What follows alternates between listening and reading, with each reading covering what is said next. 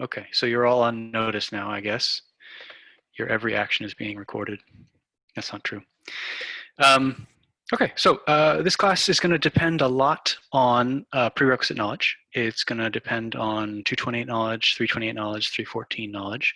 So I'm going to spend the first probably week reinforcing that, let's say, or reviewing if you like. So we are going to be using these commonly used signals, the rectangular signal. Your Lathian Ding book uses the capital pi because it looks kind of like a rectangle. I think that's kind of cute. Or it looks like a boxcar, right? So it looks like it looks like the graph. Get it?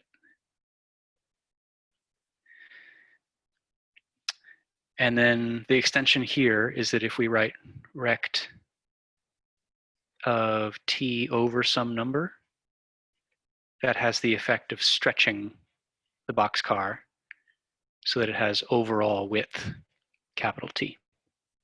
Yeah.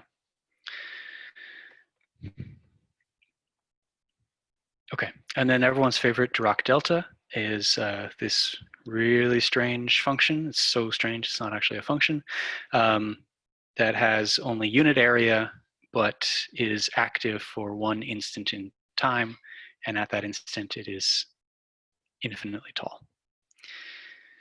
Okay, let's see. That's all well and good. We're talking about Fourier transforms. We've got many to choose from. So we have, what do we got here? We've got, well, here's your continuous time, this column, 228 stuff. Here's your discrete time column. This is 328 stuff. And this you'll recognize as a Fourier series, where we called this the analysis and the synthesis equations.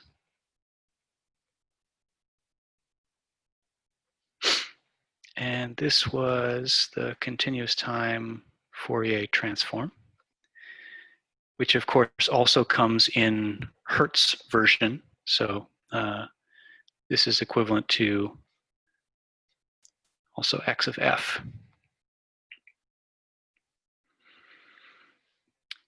Where the only thing to watch out for is that if you do an inverse Fourier transform, so inverse Fourier transform, inverse of big X of f as opposed to big X of omega, there's no factor of 1 over 2 pi.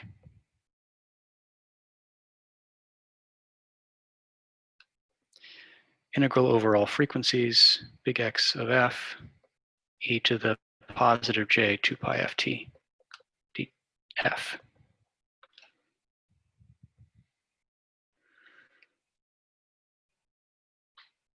There's a huge lag between when I write and when it shows up. That's not fun.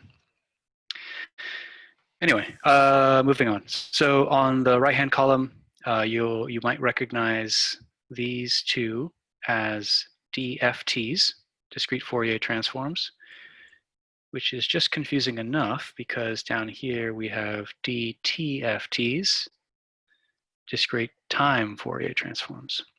So I arranged them like this because the idea is that DFT is to Fourier series as DTFT is to CTFT. If you need help remembering that, the DFT acts on signals with finite length, equivalently periodic discrete time signals. So the idea here is that this is an operation over only capital N time instances.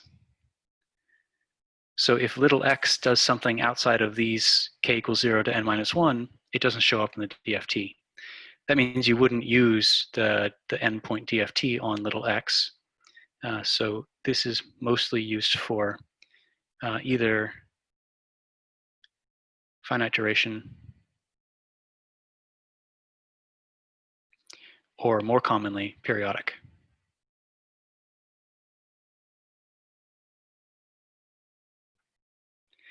discrete time functions. And you could say that same statement to Fourier series. You use Fourier series on periodic continuous time functions.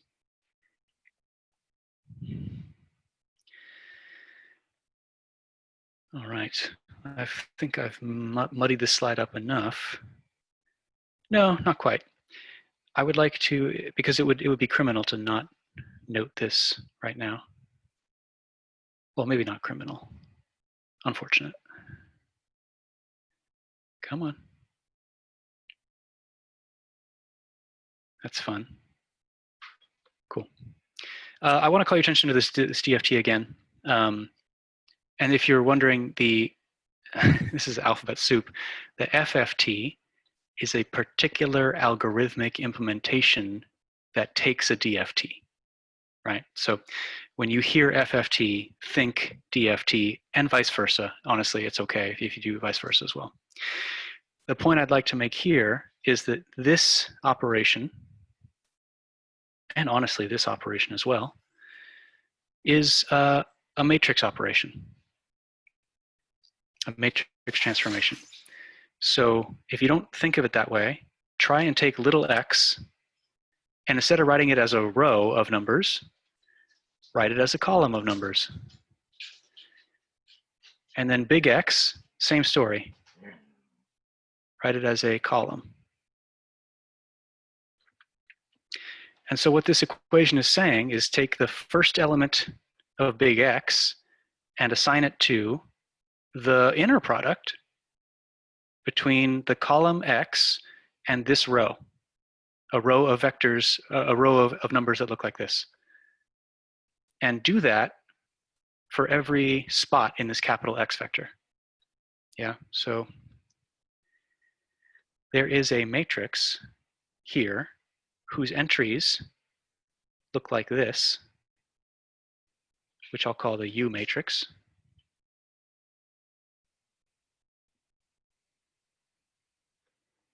Whose, what do you like, n comma k entry is an exponential that looks like that. Okay, so this is the n comma k entry of U, where n runs from 0 to n minus 1 and k runs from 0 to n minus 1. So this is a square matrix of dimension big N by big N. Okay, that's not something that's stressed in 328, but it's going to be helpful for you to think about that method of DFTing later in this course. So I'm sorry if I suckered you in by calling this review and then went ahead and did this, but sorry, not sorry. Questions? I don't have a question, but is it possible to use a different color for your notes just so like it's a little bit easier to follow? A different color, she says. What's your favorite color, Jenny? Blue. Okay, we'll go darkish blue. Thank you. Yep.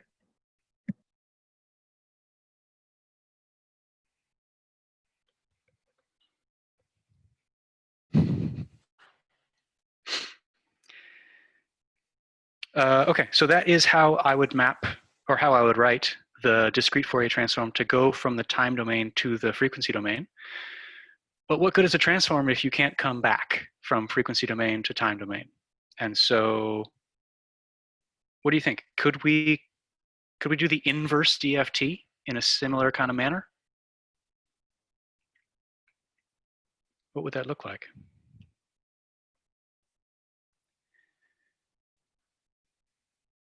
Here, easier question. Can we do the inverse DFT with a matrix? How about that? It's a non-rhetorical, actually want you to answer kind of question. Yes. Yes, yes, yes. So if I multiply the left by U inverse, then I would multiply the left here by U inverse. And of course, yeah, I would get little x because U inverse times U is identity. So I would get little x equals u inverse times big X, and that would be an inverse DFT. Now, if you're worried about that scaling factor, probably what I would do is I would define the U matrix as having a 1 over root n on it. So the U matrix is 1 over, oh, that's terrible.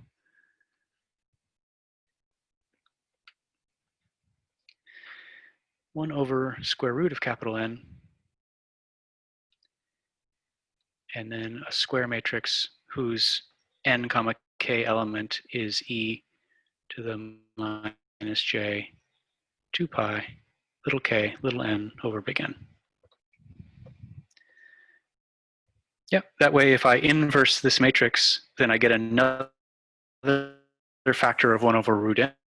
I get this overall factor of 1 over n. Okay, so that takes care of the scaling. Cool. Now, learning about the Fourier transform is one thing, but to be a true Fourier transform Kung Fu master, it's these shortcut properties that you're really after. Yeah, so no one takes integrals anymore. We just memorize memorize a couple of transforms and then use these properties to derive the rest. My best of is this time frequency duality, is that if you know that little x of t and big X of f are a Fourier transform pair, then you get for free that if you ever find this function in the time domain, its Fourier transform is its old time domain version reversed in frequency. Okay, so the classic example of this is it's actually pretty easy to Fourier transform a rectangle into a sink, but it's darn hard to try to take a sink in the time domain and apply the Fourier transform integral to it. So what you more commonly find is, oh, if I see this thing over here, then I get to jump this thing over here with a frequency reversal, but it's even symmetric anyway, so it doesn't matter. So you get a rectangle here. Okay.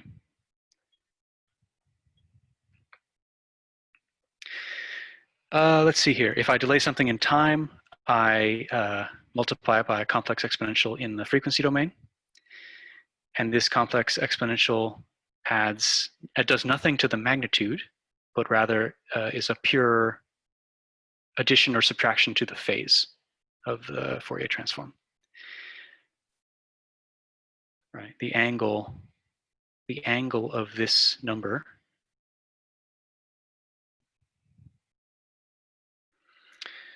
okay, the angle of that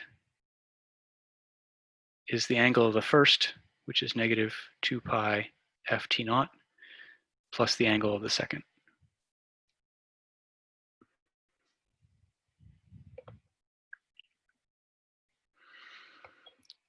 Right, so the deal is if you have this plotted already, and if you do a time delay, you then have to add this linear function to your phase angle. I call it linear because it's the independent variable f times a scaling factor. Okay, and then if you like, we can combine the top two, time frequency duality with time phase delay. And if I do the multiply by exponential thing in the time domain, then I get a delay in the frequency domain. So this is a kind of, if you combine these two, you can get this one.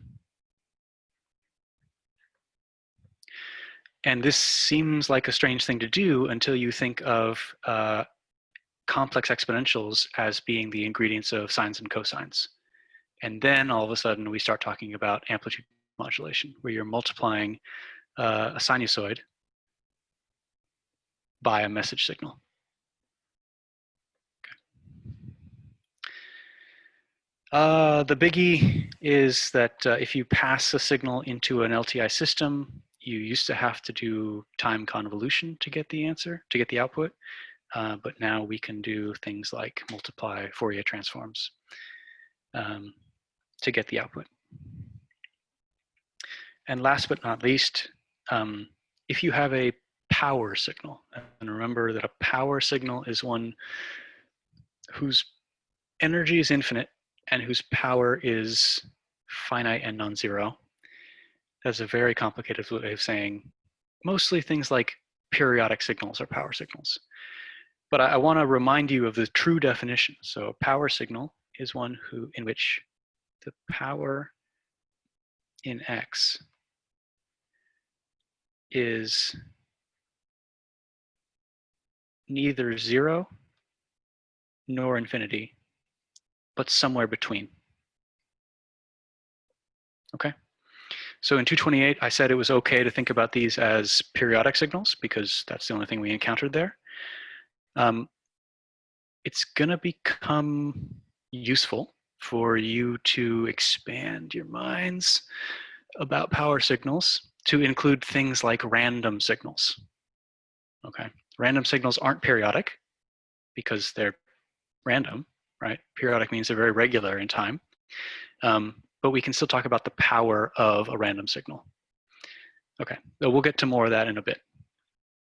But I just want you to know that if you have a power signal, it generally will not have a convergent Fourier transform integral, which is why we can take this bridge, which is the Fourier series representation, right? This is Fourier series coefficient capital X times the Fourier series basis function, the nth Fourier series basis function. That can be transformed into a bunch of impulses in the frequency domain. And the magnitude of these impulses have the value of that coefficient of the Fourier series. So this is f naught, which is of course the period of the wave, and this would be n f naught.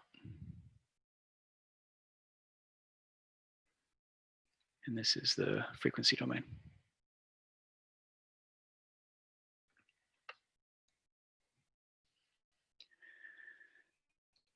All right. I guess I didn't mention this, but if you have a question, you are encouraged to interrupt me. I don't always notice them when they come in the chat box. I don't always notice them when you press the raise your hand button. So please try and get comfortable with just interrupting me. I'll tell you if you're being a pain.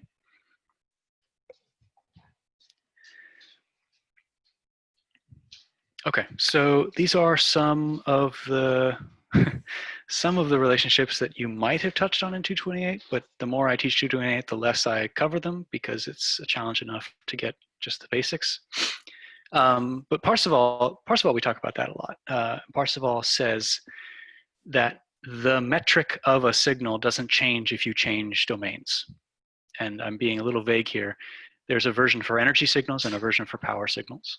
And you think of energy as the metric of an energy signal and power as the metric of a power signal.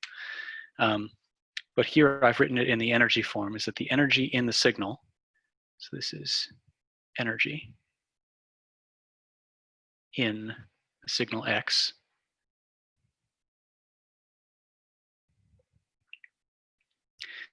is the same whether you calculate it in the time domain or in the frequency domain. Okay. Plancherel says that if you look at something that looks a lot like an inner product, so this, one way to write this would be the inner product between signal X and signal Y. Well, that inner product actually doesn't change whether you do it in the time domain or the frequency domain, which would be the inner product of capital X and capital Y.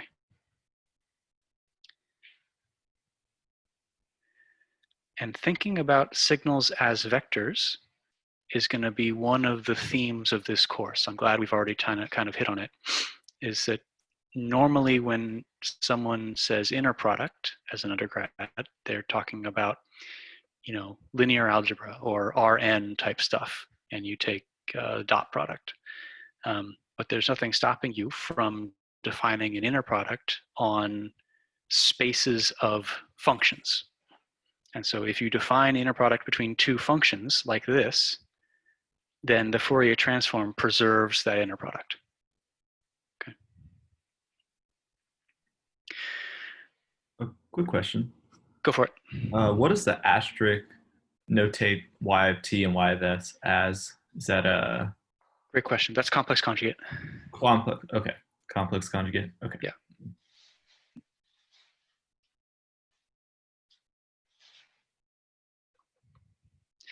And to take the complex conjugate of a function, that just means evaluate the function and take the complex conjugate of that value.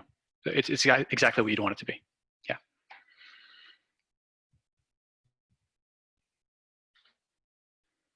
Yeah. Also, side note, if all your functions are real valued, then you can forget the asterisks. Yeah.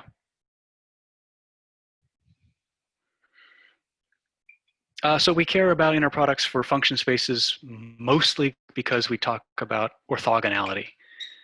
Right? If two vectors are orthogonal, their inner product, their dot product is 0.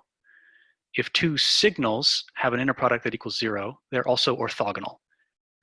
And orthogonality in that sentence means the exact same thing as the orthogonality in the first sentence. That is, there is no way to get any component of this vector as a scalar combination of this vector. Yeah, so it's kind of like you can't get there from here. Did that reference not make sense?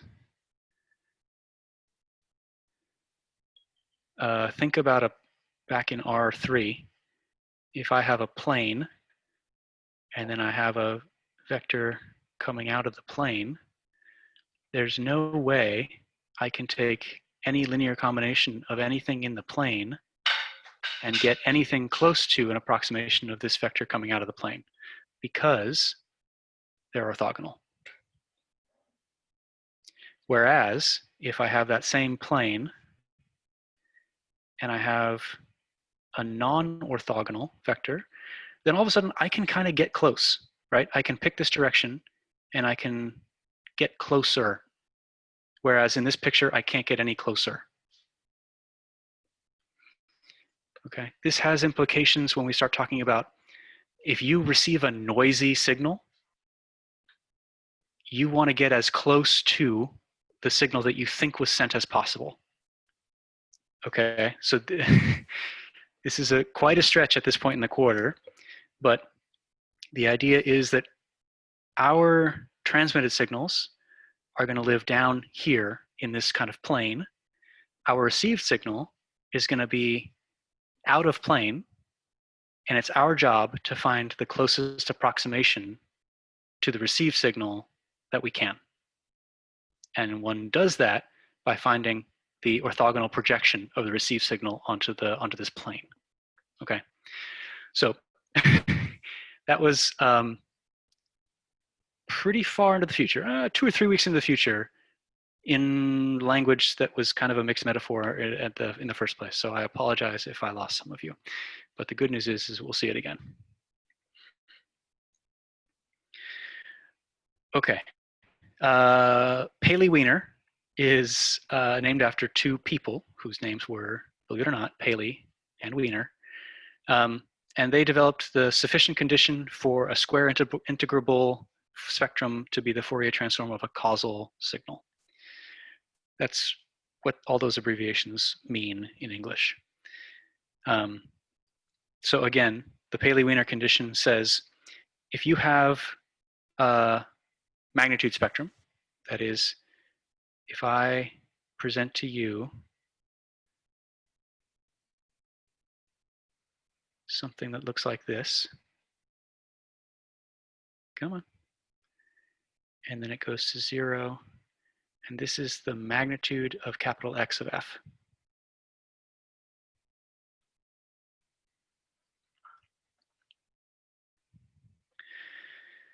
Paley-Wiener says, don't look at the magnitude of X, look at the log of the magnitude of X. Don't look at the log of the magnitude of X, look at the absolute value of the log of the magnitude of X. With me? The reason I drew it this way is because if the magnitude of X goes to 0, What does the log of 0 approach? Infinity or negative infinity, right? Negative infinity. Good. So if I take the absolute value of that, the log of this function goes crazy. Yeah, if I plot absolute value of log of x of f. Right? These are infinitely tall. And then if you divide that by this kind of normalization factor, the area under that curve has to be finite. Or if the area under the curve is finite, then the time domain version of your signal is causal. And we like causal time domain signals because they're buildable, they're practical. Okay. This is a very roundabout way of saying there is no such thing as an ideal filter. You cannot build an ideal filter because mathematically an ideal filter has this stop band, right? If we think about this not as x of f but as h of f, an ideal filter has a perfect stop band which causes the log of the magnitude in absolute value to go to infinity, which causes this numerator to blow up at a faster rate than this denominator grows. And so that becomes not less than infinity. There were a lot of, I think, triple negatives in that sentence, but the long and the short of it is ideal filters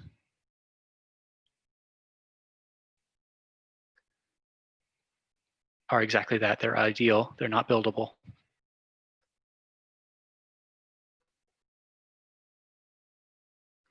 Because their impulse response is not causal.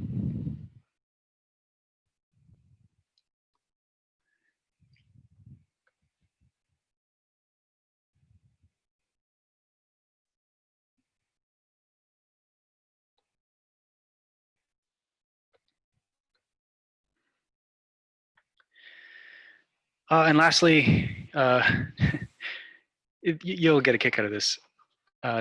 Professor Wiener, his first name was Norbert. If you want a hard life, try being a mathematician named Norbert Wiener. Anyway, the Wiener-Khinchin theorem is this relationship between autocorrelation and energy. Okay, so if you recall, well, I don't know. I use this notation little r sub xx to mean the autocorrelation of the signal x. And that is a function of time. So if you evaluate that function at time at 0, then you get the energy in a signal x is exactly equal to its autocorrelation at 0.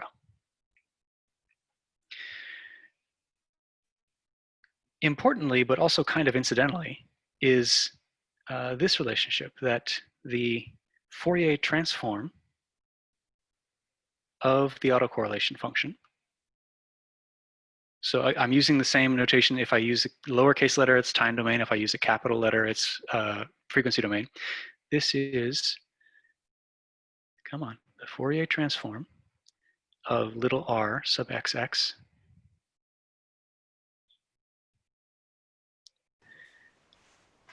Wiener-Khinchin says that that is the same thing as the energy spectral density.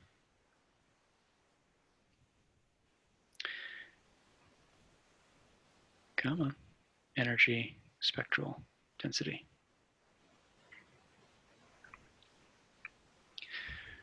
Energy spectral density is exactly what it sounds like. It is a function that if you integrate it, you get energy. It's a function of frequency and spectrum. Okay, density means it's stuff per area or volume, whatever. So energy spectrum density is how energy is dense in the frequency domain. Okay. All right, that is us out of time. I would like to usually close class with questions. I guess we can, unless you have anywhere to be. But I encourage you to complete the Piazza assignment by Wednesday, and we will finish this up, I think, on Wednesday as well.